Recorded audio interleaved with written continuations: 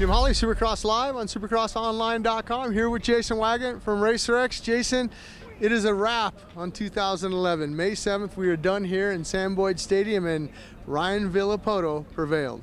Yeah, and the way this series should have ended, it's been an amazing run, so why not have it end with some great racing, some drama, some excitement in all the classes, lights east, lights west, and of course in a Supercross class.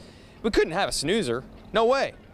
Anything that could have happened in the main events tonight pretty much did. It was a wild run for a whole bunch of guys. Well, you mentioned that main event. James Stewart took that lead. Michael Lessie actually grabbed the whole shot on his KTM, collected $1,500 from the nuclearcowboys.com, and then it was all Stewart and Wyndham out front, and they both go down. Stewart loses it in the whoops. Wyndham runs into him. Villopoto's leading this thing, and here comes Chad Reed and Ryan Dungey. Chad Reed finishing up second tonight, Ryan Dungey third, and that was a battle. I mean, because Dungey, I talked to him at one point, he wanted to get Chad because that would have meant he was second in that championship. Yeah, there was quite a drama going on there because Reed rolled up, like you said, behind Villopoto in the second place spot. People were wondering how was he going to maybe rough him up and try to get some points, but the real deal was Villopoto had to finish sixth, and there was about 30 seconds between those riders and sixth place. So Reed didn't have a shot, so he went by, got the lead. Dungey got by Villopoto. Villopoto put it on cruise.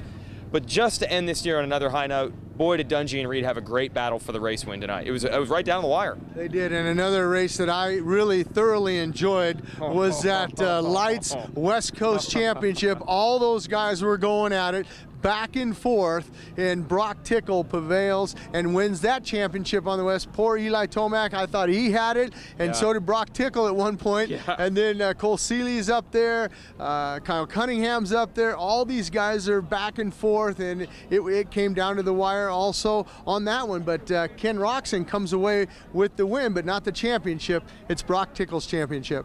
Yeah, there's no way we're going to recap that race play-by-play, blow-by-blow. There was way too much going on. I don't know what position everyone was in throughout the event. It came down to this. Tomac was ahead of Tickle for most of the event. He managed to get past Josh Hansen, who I think was trying to help his teammate Tickle.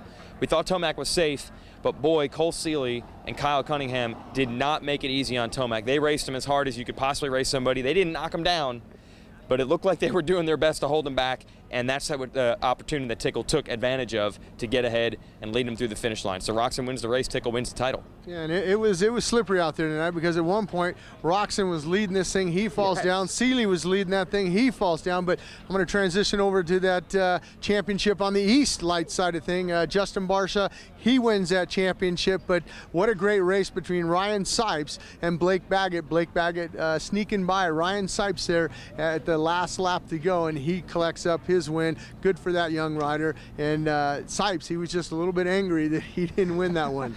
Yes, but Sipes found a way to take that anger out. Barsha wins the title. He finishes third in the East main event. Sipes finishes second. Baggett takes the win. Sipes was probably a little bit bummed about that.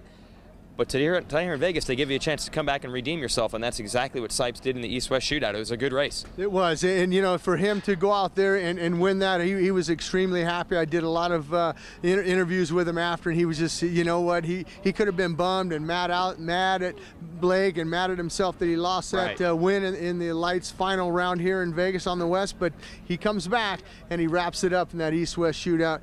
10 laps, that's all that one was, and I think that these guys in the Lights, they raced themselves out today because it was a lot of racing. Yeah, and as far as the Supercross class goes, Ryan Villopoto is your champion.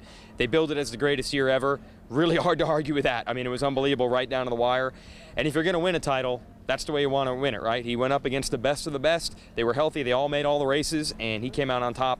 Proved he could do it under pressure, proved he could do it with bad starts, good starts, bad conditions, good conditions. I don't think anyone's going to argue that the best man won this year. It clearly was Ryan Villopoto. Even though the gap was that close in points, he was the man when he needed to be. Well, it was a great season, that 2011. Can't wait for 2012. Make sure you get your tickets on supercrossonline.com because the Cross Club members, you can buy them, I believe, on Monday, and then the general public, they already got the series already printed out. They can get them on the 13th, but we're going to be back here on October 15th for the Monster Cup here at Sam Boyd, so that'll be good.